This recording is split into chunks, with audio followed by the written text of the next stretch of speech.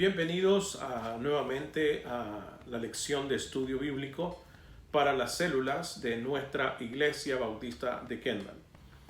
Aunque es un esfuerzo de nuestra iglesia, espero que pueda servirle también a otros. No se pretende ser una lección teológica, sin embargo, pues tiene su base doctrinal, pero también es más bien de ética cristiana. El título de hoy de la lección número 9 es Los peligros del orgullo, los peligros del orgullo. Y dice la reflexión inicial: nadie planea fracasar, pero muchos fracasan por no planificar. La planificación goza de gran valor en la cultura americana. Establecemos nuestras metas y nos sentimos bastante bien cuando las alcanzamos. Estamos al mando cuando hacemos que nuestros planes se cumplan, ¿verdad? ¿Cuál es una de sus metas a largo plazo? ¿Cómo se sentiría si no pudiera alcanzar? Para ninguno de ustedes es un secreto que tengo un plan a 10 años. Mi idea o mi deseo es que en los próximos 10 años podamos plantar unas 5 nuevas congregaciones, partiendo de nuestra amada Iglesia Bautista de Kendall. Ya hemos comenzado y hemos dado inicio al servicio de inglés, que en términos generales es como la plantación de una nueva iglesia. Esto bajo un acuerdo con la Junta de Misiones Nacionales y obviamente aprobado por toda la membresía de nuestra iglesia. Después de eso, pues estamos a punto de ser aprobados para la plantación en El Doral, en esa zona de la ciudad, y posteriormente seguiremos buscando oportunidades en otros lugares. ¿Qué pasa si eso no se cumple? Bueno, en primer lugar, yo no puedo garantizar que voy a vivir 10 años más. Eso como primer factor. Segundo, las circunstancias de la vida o del trabajo, de los intentos, tienen también el ingrediente de la posibilidad de fracasar. Y no sabemos si nuestro sincero deseo de plantar varias congregaciones vaya a prosperar. Eso solo Dios lo sabe. ¿Cuándo entonces se vuelve peligroso planificar en base al orgullo de una persona? Eso es algo de lo que vamos a estar hablando en los próximos minutos en este estudio. Eso y mucho más de aplicación práctica para la vida cristiana. Bienvenidos a la lección de hoy.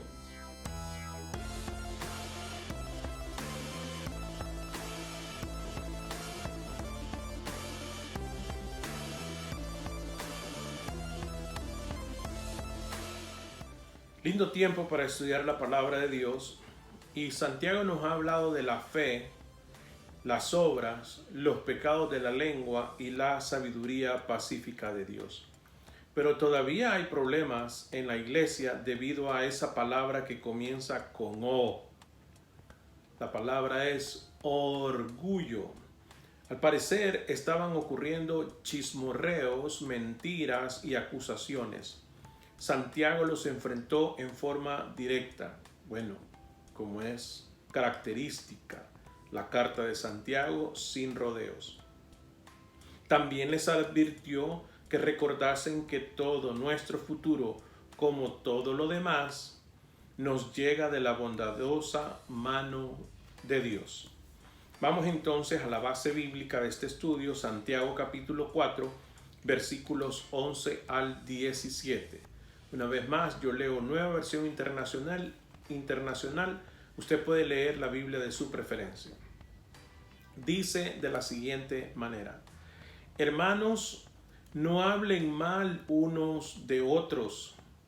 Si alguien habla mal de su hermano o lo juzga, habla mal de la ley y la juzga.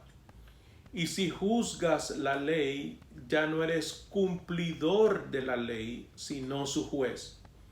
No hay más que un solo legislador y juez, aquel que puede salvar y destruir. Tú, en cambio, ¿quién eres para juzgar a tu prójimo?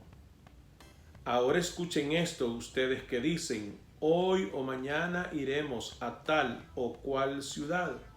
Pasaremos allí un año, haremos negocios y ganaremos dinero. Y eso que ni siquiera saben qué sucederá mañana. ¿Qué es su vida? Ustedes son como la niebla, que aparece por un momento y luego se desvanece. Más bien debieran decir, si el Señor quiere, viviremos y haremos esto o aquello. Pero ahora se jactan en sus fanfarronerías. Toda esta jactancia es mala. Así que comete pecado todo el que sabe hacer el bien y no lo hace.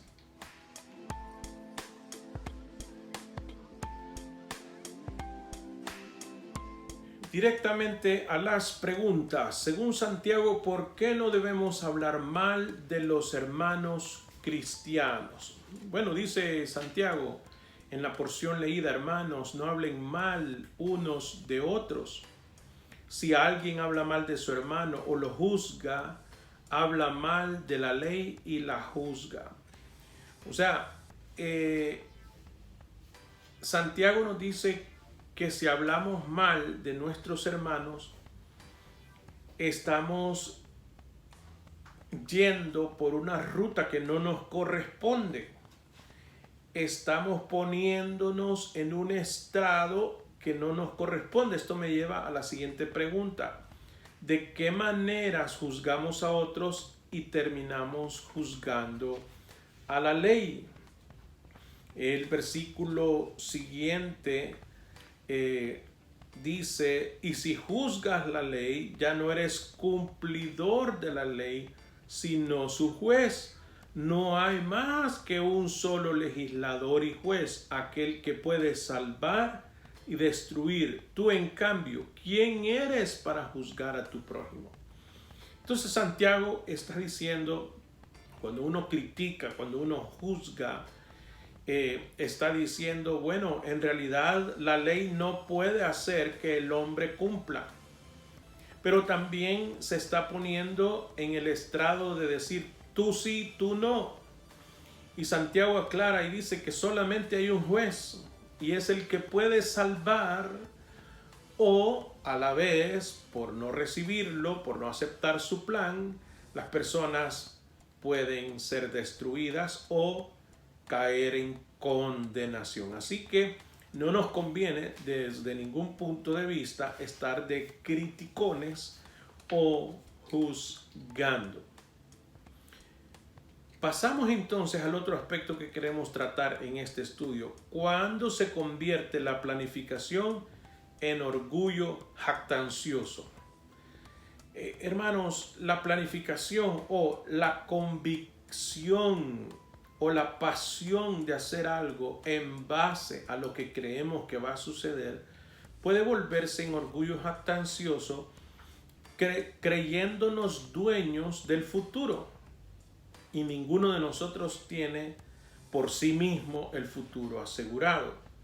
Yo no puedo estar jugando a ser Dios, atribuyéndome cierta cantidad de años. El Salmo 90 nos habla acerca de la edad de las personas, de 70 a 80, los más robustos. Y entonces dice el salmista, ayúdanos a vivir con sabiduría los días de nuestra vida.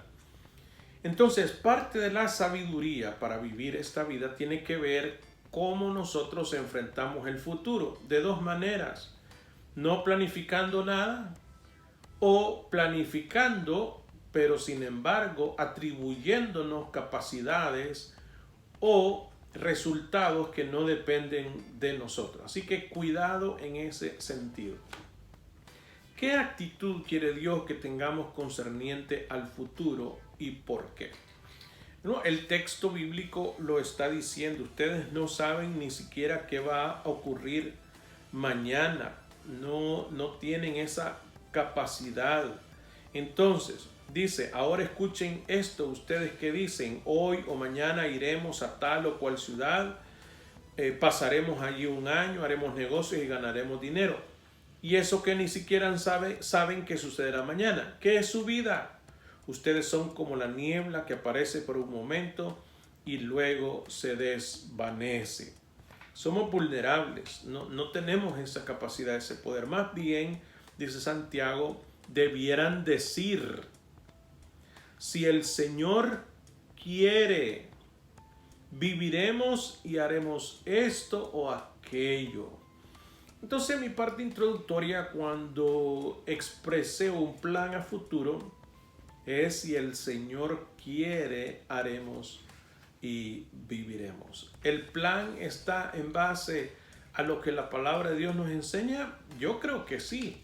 Sin embargo, lo que no está bajo mi poder es la vida. Esa solamente Dios la da y la quita a quien Él quiere. ¿Por qué Dios no está satisfecho con que simplemente sepamos hacer lo bueno?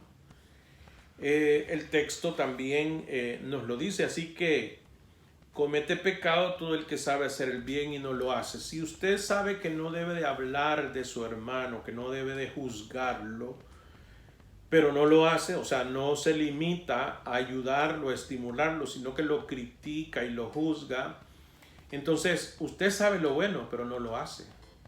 Cuando usted sabe de que debe de planificar, pero en base a la voluntad de Dios y no en base a sus deseos o caprichos, pues usted también sabe lo bueno, pero no lo ejecuta.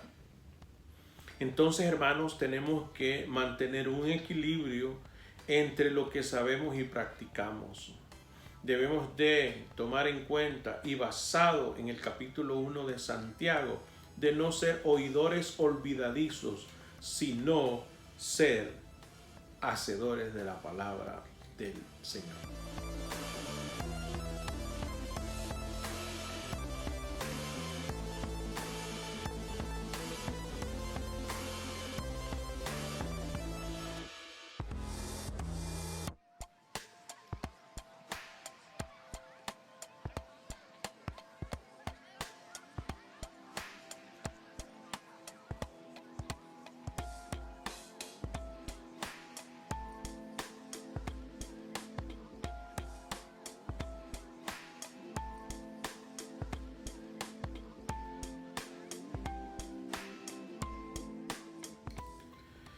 Inspiración, esta sección, los líderes de células tienen en su libro esta sección, inspiración.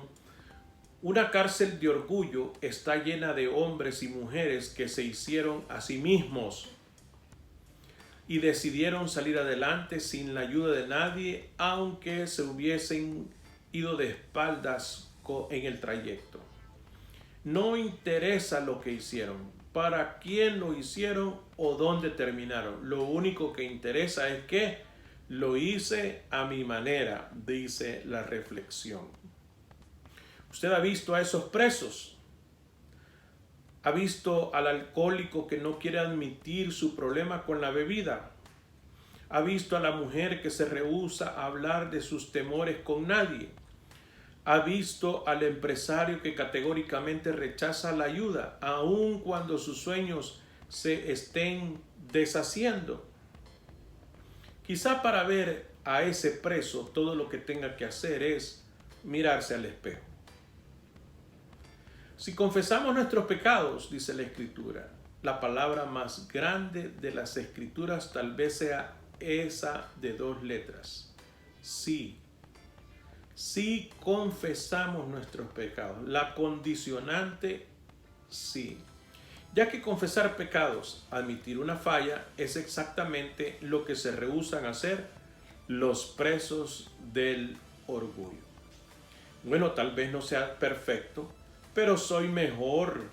Ponga ahí el nombre de un gobernante corrupto de su país.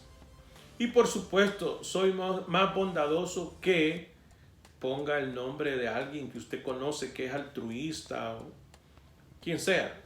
Comparación.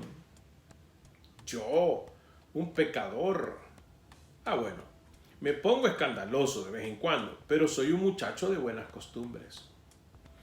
Escuchen, soy tan bueno como cualquiera. Pago mis impuestos, entreno a un equipo de ligas menores, incluso hago donaciones a la Cruz Roja. Vaya, Dios probablemente está orgulloso de tener a alguien como yo en su equipo. Justificación, racionalización, comparación. Estas son las herramientas del delincuente habitual.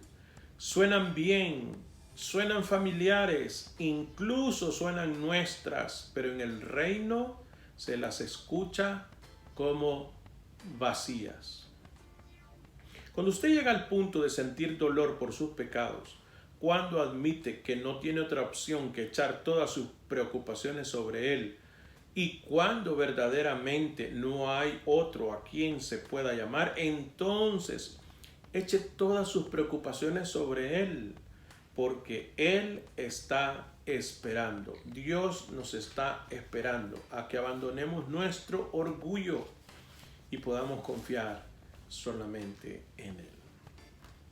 Reaccionemos entonces ante el texto bíblico y también ante esta reflexión de los presos, de los encarcelados del orgullo.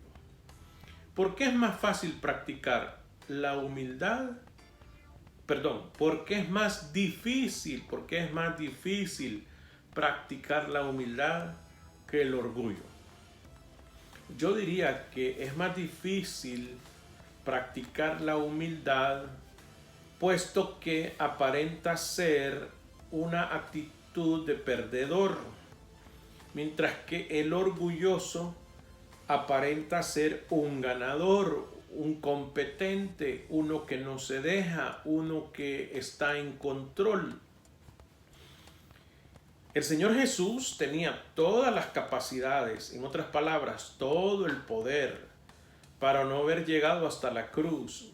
Él fue obediente, dice Pablo a los Filipenses, obediente hasta la muerte de cruz, una muerte humillante. Entonces, él podría haber llamado ángeles, no lo hizo. Él podría haber manifestado su poder de una u otra manera y no lo hizo. Lo hizo para glorificar el nombre del Señor. Los demonios salían, las tormentas paraban, el viento cedía, el agua se convertía en vino, los enfermos sanaban, pero todo lo hizo para la gloria de Dios, no para una promoción personal. En nuestro caso, cuando pretendemos ser humildes, ¿lo hacemos para que Dios se manifieste en nuestra vida o para presumir una humildad, entre comillas, ficticia o fingida? Yo siempre he cuestionado mi vida de humildad. Siempre he valorado cómo yo me comporto, si soy humilde o no. Y personalmente, pueda que yo sea muy severo conmigo mismo, creo que no todo el tiempo logro ser humilde. Le quiero contar una experiencia con el Señor. Yo le pedía al Señor, Señor, permite que yo sea humilde, pero lo dejaba o lo enfatizaba en mí. Yo veía la posibilidad de que yo lo hiciera, hasta que un día en oración el Señor me orientó, me llevó a la conclusión de que si yo le permito a Cristo vivir mi vida, seré humilde por el resultado de que Jesús, mi Señor, es humilde. O sea, va a ser la consecuencia, es la palabra que andaba buscando. La consecuencia obvia de que si no vivo yo, como dijo Pablo a los Gálatas, sino que Cristo vive en mí, entonces seré o tendré características de un humilde. Así que es difícil ser humilde en la carne, es difícil. Orgulloso es fácil porque hacemos lo que nos da la gana, queremos imponernos, pero dejemos vivir a Cristo nuestras vidas y entonces proyectaremos humildad. ¿Qué papel desempeña el orgullo al juzgar a otros?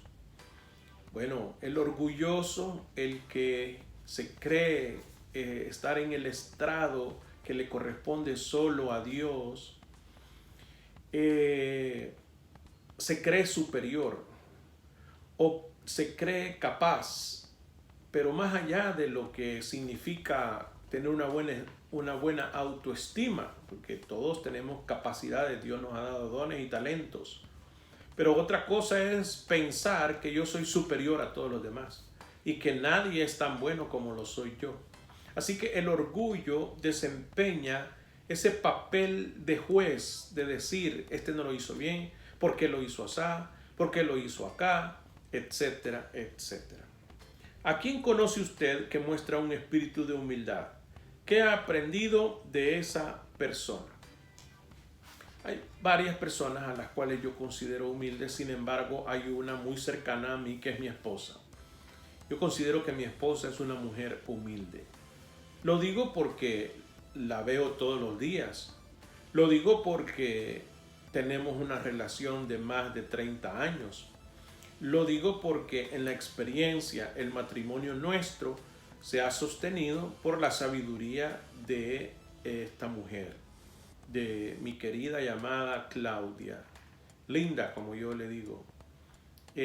Muchas veces ha cedido por el bien del matrimonio.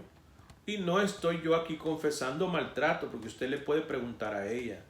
No le doy maltrato.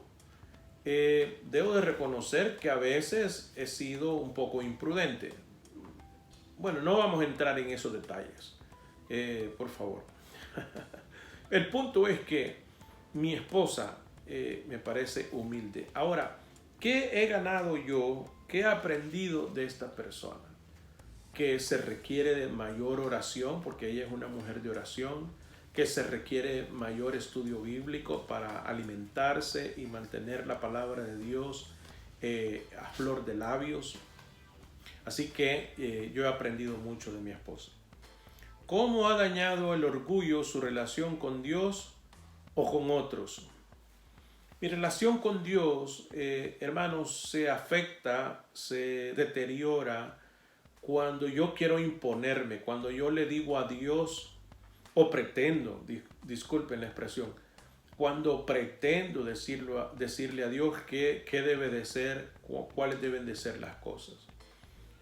Algo que aprendí a través del proceso discipular, mi experiencia con Dios, es no decirle a Dios, ven y únete a mis planes, sino es ver donde Dios está actuando y yo unirme al plan de Dios.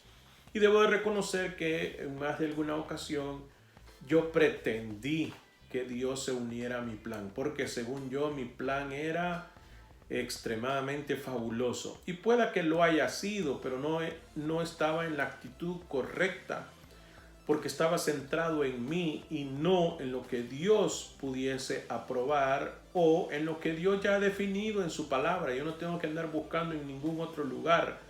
Dios ha definido en su palabra cuál es el plan que debemos de desarrollar. También mi orgullo ha afectado las relaciones con otras personas, partiendo desde mi casa, con mi esposa, con mis hijos, también con las personas que me acompañan a servir al Señor, lamentablemente, muy vergonzosamente. Mi orgullo me ha hecho imponerme en algunos momentos y eso no ha permitido que el ambiente pacífico o el ambiente negociador, conciliador es la palabra correcta, haya aparecido y podamos llegar a los mejores acuerdos. Reconozco, hermanos, con mucha vergüenza que en varias ocasiones mi orgullo ha aparecido y no ha sido un factor favorable, muy por lo contrario, ha sido un factor en contra para tener buenas relaciones. ¿Cómo puede empezar a traer cambio y sanidad a esas relaciones? Bueno, es de buscar, y la palabra de Dios dice que en cuanto esté de nuestra parte estemos en paz con todos.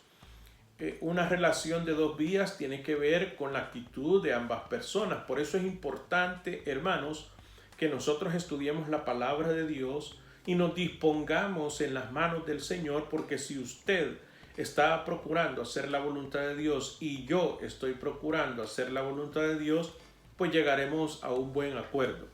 Es el caso de mi matrimonio, o de nuestro matrimonio, más bien dicho, que ambos estamos en un marco común que es la Biblia. Ambos tenemos principios basados en la Escritura y nos permite entonces llegar a los mejores acuerdos. No se crea que somos tan buena gente, tampoco estoy diciendo que somos malos, que somos traficantes o algo por el estilo, sino que ha sido la misericordia de Dios, ha sido la disposición que el Espíritu de Dios ha puesto en nosotros para llegar a tener una sana convivencia. Eso ha traído cambio y sanidad. Lo mismo puedo decir de mis hijos, son muchachos nobles y que tienen de base la palabra del Señor, los principios bíblicos cristianos, y eso nos ha permitido tener una armonía, tener una paz en el hogar, y cuando ha habido alguna dificultad hemos podido retomar esos principios para llegar a una sana negociación. ¿Qué pasos puede tomar usted para desarrollar un espíritu de humildad mientras planifica para el futuro? Ya lo dije, hermanos, nosotros no somos dueños del futuro, no sabemos qué va a acontecer. Más sin embargo, mal haríamos si no tuviésemos un plan. El Señor dice que debemos de ver a la hormiga, un ser vivo instintivo, que lo que hace es acumular mientras puede para que cuando venga la inclemencia del tiempo tenga reserva. Entonces, no está mal planificar. Podría poner otros ejemplos de seres vivos instintivos, lo hacen por instinto, pero Dios a nosotros nos ha dado cerebro, raciocinio, y también nos ha dado su espíritu, que nos da entonces esa conexión espiritual. Ahí es donde nosotros debemos de llegar, al punto de la espiritualidad, reconociendo que es Dios quien es dueño del futuro, que tiene un plan y sabe hasta dónde nosotros participaremos en ese plan. De ahí entonces que si nuestra participación es modesta, es decisión de Dios. Como en una gran orquesta, no sé si usted se ha dado cuenta, el manejo de las grandes orquestas, y donde está la percusión, donde está el que ejecuta esa campanita que va a hacer un ruido particular, cling, que va a ser oportuno, que va a ser adecuado, que va a ser armonioso, y que el director sabe en qué momento hacerlo. Pues ¿quién más que el director de directores, de la gran música, de la gran composición de la vida, que puede decidir en qué momento yo debo de participar?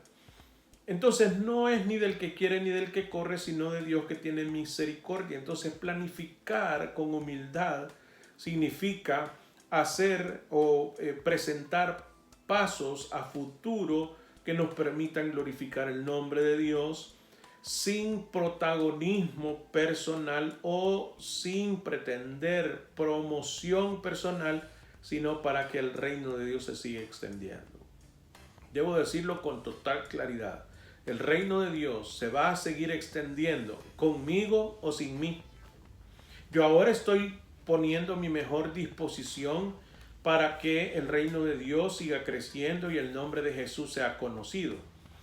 Estoy consciente de que todavía puedo dar más, no lo he hecho todo, pero hermanos, no pretendo popularizarme yo. Lo que queremos hacer famoso es el nombre de Jesús. Así que cuando usted planifica para sus hijos, si está planificando para sus estudios universitarios y está ahorrando desde ya, pues que sea para que este muchacho conozca a Cristo y mientras conoce a Cristo estudia una carrera técnica profesional. Si usted está ahorrando para comprarse una casa, que la casa sirva para hacer una célula. Que si usted está pretendiendo hacer un viaje, lo que sea, hermanos, nuestra planificación tiene que ir favoreciendo el reino de Dios. No es nada malo perfilarse, planificar unas vacaciones. No tiene nada de malo. Ahora, si usted se gasta todo el dinero en las vacaciones y no considera reconocer a Dios por el ingreso recibido que le va a servir para sus vacaciones, yo le recomendaría meditarlo.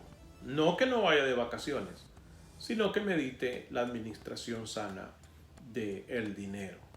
Digo, si acaso usted es cristiano, si acaso usted ha leído la Biblia y lo que dice acerca de las finanzas, no estoy tratando de manipularlo, poniendo un sentimiento de culpa en usted. Estoy tratando de orientarlo sobre los aspectos de humildad para la planificación a futuro.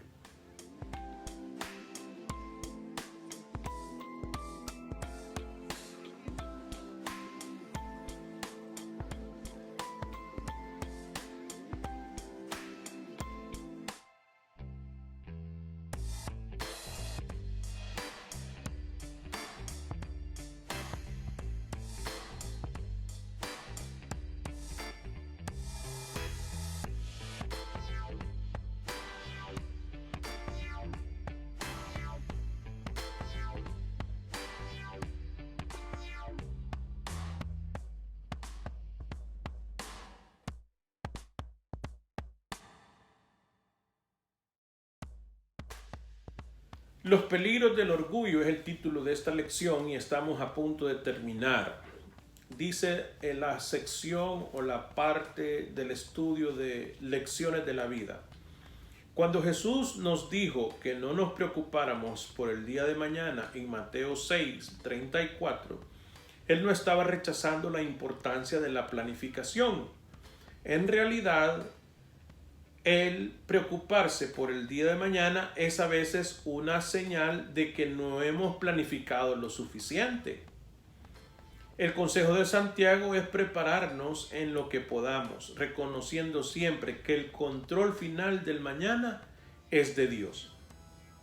Confiar en Él es la mejor manera de evitar ser consumido por la preocupación o quedar traicionado por la arrogancia al suponer que el mañana se desenvolverá tal como lo hemos planeado. Y en nuestra oración, yo sé que en todas las reuniones de las células, tanto al inicio, porque apenas ya estoy participando en el estudio de la palabra, pero sé que hay adoración, sé que hay oración de intercesión, etcétera, ya sea al principio o al final, pero incluya entonces esta propuesta de oración. Padre, perdónanos por vivir